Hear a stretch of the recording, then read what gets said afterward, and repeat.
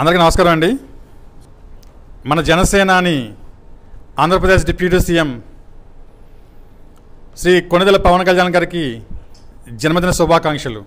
నా పేరు రాయుడు వెంకటేశ్వరరావు. మేమందరం బెహ్రాన్ జనసేన కమిటీ అండి. సో ముఖ్యంగా ఈరోజు ఆంధ్రప్రదేశ్ ఒక అంధకారం నుంచి తన తలరాతను మార్చుకుని వెలుగులో ఉంది. దానికి కారణం ఒకే ఒక నాయకుడు, మన పవన్ కళ్యాణ్.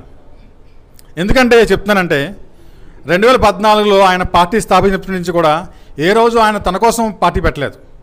ప్రజల కోసం పార్టీ పెట్టాడు, సామాన్యుల కోసం పార్టీ పెట్టాడు. రాజకీయంగా లబ్ధి పొందుదామనో, ఏదో ఆస్తులు పెంచుకుందామనో, వంశాన్ని పెంచుకుందామనో, ఒక తండ్రి కోసం, తండ్రి పరువు కోసం పెంచుదామనో రాలేదు ఆయన రాజకీయాల్లోకి. సామాన్యుల ప్రజల కోసం ఆయన వచ్చాడు రాజకీయాల్లోకి. సో అప్పుడు 2014లో చంద్రబాబు నాయుడు గారికి సపోర్ట్ చేశారు. ఒక్క జస్ట్ 0% ఏం ఆశించకుండా నిస్వార్థంగా సపోర్ట్ చేశారు. ఎవరి కోసం? రాష్ట్రం బాగు కోసం. రాష్ట్రం బాగు చేయడానికి ఆయన ఎంతో కష్టపడి చంద్రబాబు నాయుడు గారు అమరావతి కట్టడానికి ఒక బేస్మెంట్ పునాది చేశారు. కానీ 2019లో కొన్ని అనివార్య కారణాల వల్ల గవర్నమెంట్ మారింది. అప్పటికి చెప్పాడు పవన్ కళ్యాణ్, జగన్కు ఓటేయకండి, జగన్కు ఓటేయకండి, వేయకండి చెప్తే ఎవరు వినలేదు.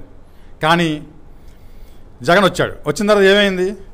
ఆ పునాదులాగే ఉండిపోయి ఒక రాజధాని బదులు 3 రాజధానులు కడతానన్నాడు.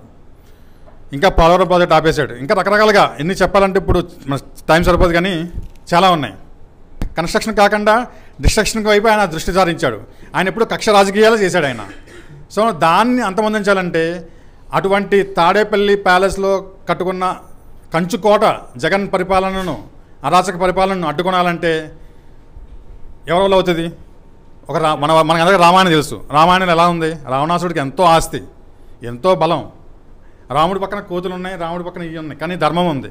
అలాగే అదే మన సామాన్యులు అన్యాయం అయిపోతున్నారని, చాలామంది ఇబ్బంది పడుతున్నారని ఒక రాముడిలాగా మన పవన్ కళ్యాణ్ గారు కొండగొట్టు ఆంజనేయ స్వామికి మొక్కి, కనకదుర్గ వారాహిదేవి ఆశీస్సులు పొంది, అల్లూరు సీతారామరాజు వల్ల విల్లు కట్టి కొడితే దెబ్బకి రావణాసురుడు ఎలాగ కింద పడ్డాడో మన జగన్ కూడా అతఃపాతాలకు తొక్కపడ్డాడు. అవునా కదా చెప్పండి? సో ఇది చెప్పి తొక్కాడు. నా పేరు పవన్ కళ్యాణ్ కాదు అన్నాడు. నిన్ను తొక్కకపోతే తొక్కి చూపించాడు. అంత powerful leader, power star Pawan Kalyan ఒక్కడే. 2024లో గేమ్ చేంజర్. 2024 ఎలక్షన్లో man of the match, king maker, key factor Pawan Kalyan గారే. అవునా కదా చెప్పండి? మీరు అంతా తెలుసు కదా.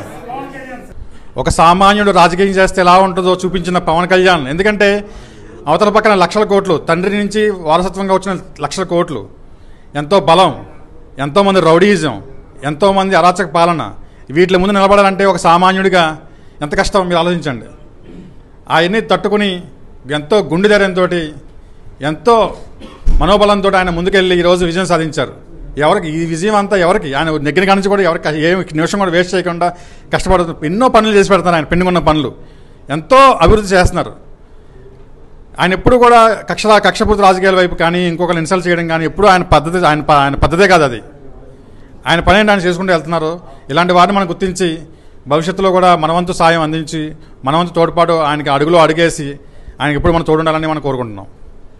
మరొకసారి ఇంత విజయాన్ని అందించి ఆంధ్రప్రదేశ్ని అభివృద్ధి బాట నడిపిస్తున్న మన పవన్ కళ్యాణ్ గారికి మరొకసారి జన్మదిన శుభాకాంక్షలు తెలియజేసుకుంటున్నాము. Thank you so much my friends. Thank you so much. జై జనసేన.